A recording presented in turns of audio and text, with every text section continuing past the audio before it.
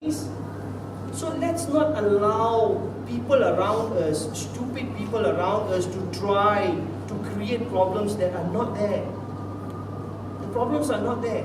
Problems are, is the word of one or two or three stupid individuals trying to play that racial card or whatever. I'm sorry, this is my opinion. If you disagree, we'll have a Q&A afterwards. I disagree with that. And that is, I think, the message that the PM has got to be given through you guys. Like, you read the papers, there's a problem. I go back to Kluang, my hometown, and we go to the Warung, we sit there, we watch football. The chief of police of Kluang district comes there, wearing a jacket, black color jacket, PDRM and all. The minute Man United scores, wow, he take off his jacket, walk around. That is the chief of police.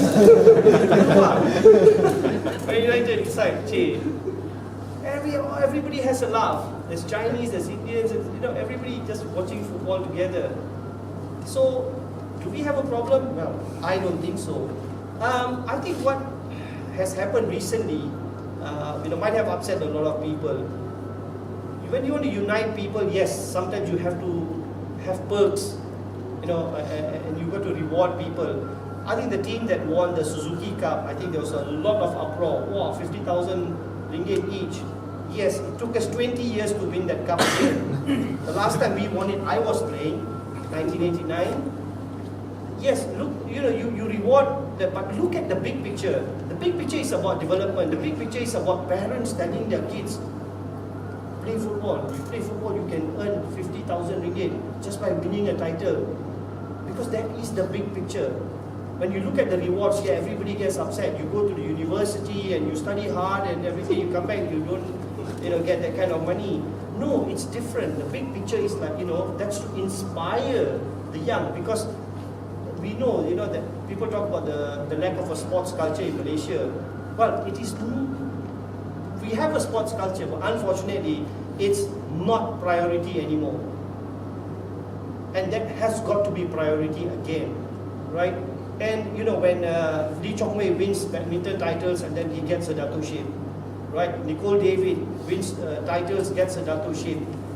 Yeah, that is also development. In terms of development, people will encourage their children, main badminton boleh jadi dato'. Tak payah beli title dato'. Right? So that, and of course, it also helps to unite people.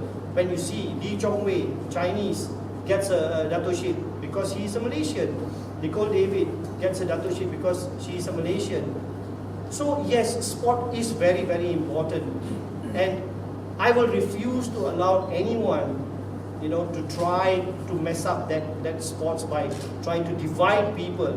No, sport is different. I will tell you, because I have personal experience.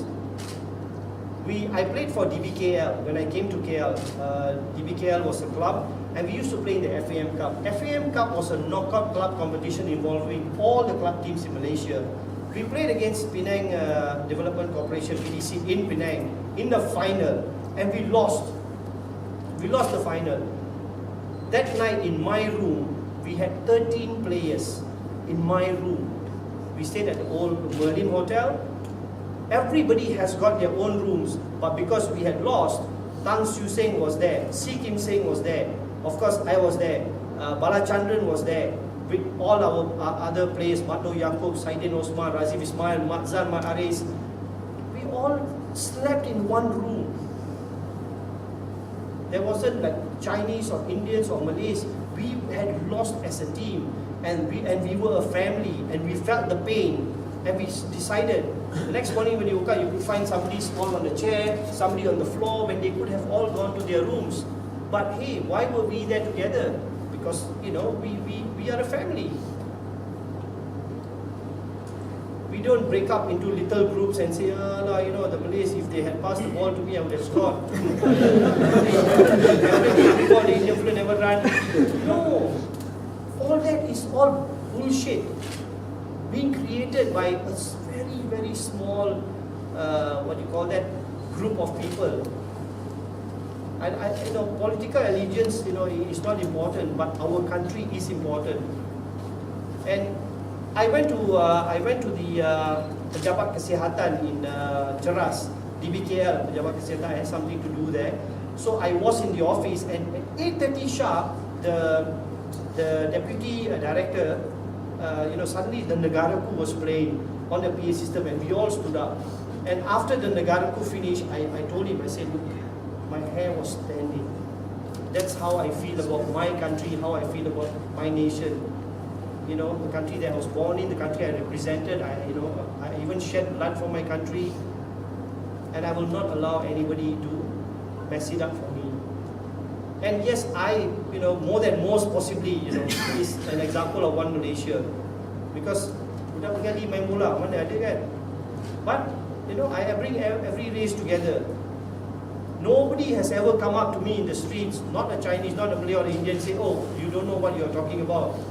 Or, nothing of that sort. Only some Liverpool fans on the blogs. No, but yes, so sport is a very, very important tool. And for us to be successful in sport, we have to come up with a few changes to what we are doing. You're good enough, you play. It doesn't matter, what race you are or what religion you are. Let's not go down that path. Let's not be fooled so easily by these kind of situations, or by people talking about things like that. I have no problems.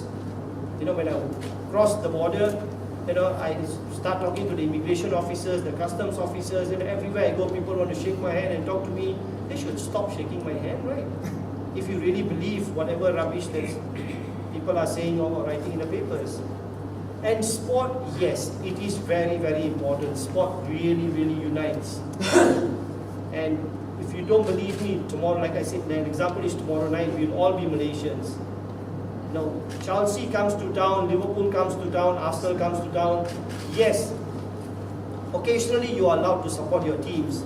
But if I was to go to the stadium, even if Spurs came, I would wear yellow. Right?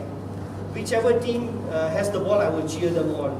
I won't go and boo my national team. No. You wear your wear your Arsenal jersey or your Liverpool jersey, or you are entitled to it because of so many other reasons. Why you don't boo, you don't cheer your own national team. Now that's a no-no.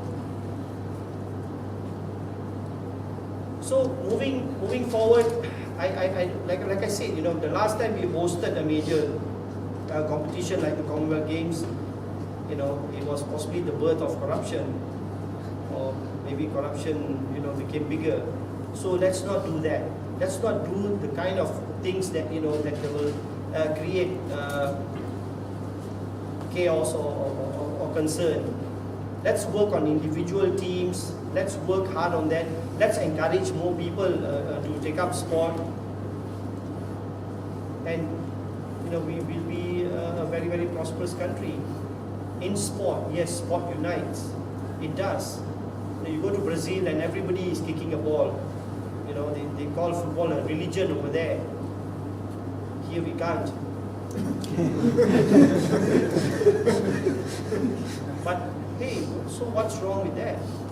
It's not like you have to get down on your knees, and the Brazilians don't do that. They cross themselves because they are Christians. But football is a religion, meaning it really is a religion. It brings people together. And for me, that's the way to go. Sport in Malaysia, unity in diversity, yes, definitely it works. Alright, so I'll leave it open for question Q&A.